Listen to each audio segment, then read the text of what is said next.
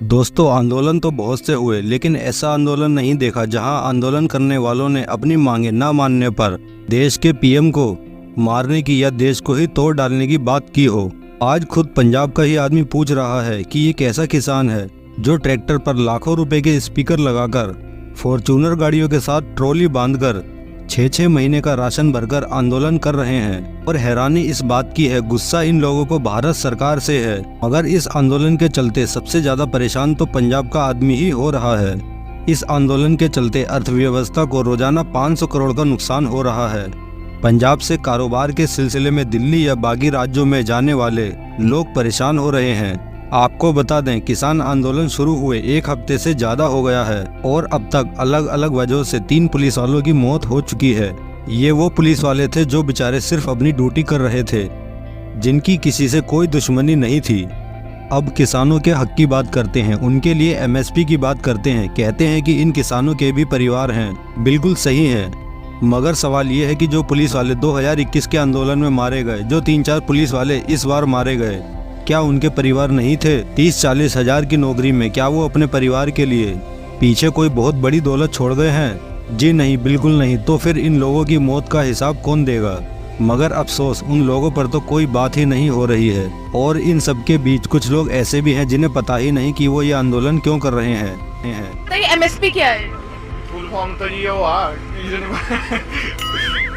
आपको पता है क्या? ना फुल फॉर्म नहीं मालूम पता है। जो एमएसपी है, जैसे आग नहीं लगाने देते, ये उसका केस डाल देते हैं। नहीं, ये एमएसपी में नहीं आता। अब इन लोगों को देखिए, एमएसपी की मांग को लेकर आंदोलन कर रहे हैं और इन्हें इतना भी नहीं पता कि एमएसपी होती क्या है। इन्हें बस ये पता है कि आंदोलन करना है, ट्रैक्टर पर बैठकर दिल्ली जाना है, पुलिस से भिड़ना है और मोदी को गाली देनी है। लेकिन बस यही नहीं पता कि आंदोलन कर क्यों रहे हैं। लेकिन बहुत सारे लोगों का ये कहना है, और बिल्कुल सही कहना है, उनका कहना है कि अगर किसान एमएसपी की मांग कर रहे हैं तो कुछ फसलों तक इस बात को समझा जा सकता है, मगर जब वो सभी 23 फसलों के लिए एमएसपी की मांग करते हैं तो कहता हमारा अन्न मत खा। ठीक है भाई, किसान का अन्न नहीं खाएंगे, लेकिन जो कपड़ा बना रहा है अपनी बहन बेटियों से बोल उतार कपड़ा। ये नहीं होता।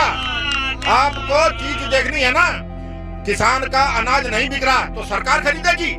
मेरा रेस्टोरेंट नहीं चल रहा, ग्राहक सरकार भेजेगी। रिक्शा वाले का, ऑटो वाले का टेम्पो नहीं चल रहा, सवारी नहीं आ रही, सरकार भेजेगी। नहीं सर, कपड़ा बेच रहा है कोई, जूते बेच रहा है कोई, चप्पल बेच रहा है कोई, जीन्स बेच रहा है, हर आदमी मेहनत कर और बाकी शर्तें रखते हैं। अब सवाल ये उठता है कि सिर्फ किसान ही क्यों, काम तो कोई भी छोटा बड़ा नहीं है। अगर किसान देश का पेट भर रहे हैं तो रिक्शा चलाने वाले भी अपनी तरफ से देश की सेवा कर रहे हैं। एक जूते पॉलिश करने वाला भी जूते ठीक से पॉलिश करके देश की सेवा ही कर रहा है। ढाबा चलाने वाले भी लोगों को खाना खिलाकर देश को आगे बढ़ाने में अपना रोल निभा रहे हैं। अगर किसानों को एमएसपी चाहिए तो इन बाकी के लोगों ने क्या बिगाड़ा है?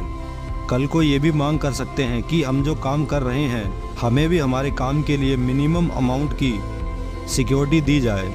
और इस आंदोलन की बात की जाए तो इसमें बहुत सारे ईमानदार किसान हैं जो अपने हक के लिए बोल रहे हैं और उनका बोलना जायज भी है।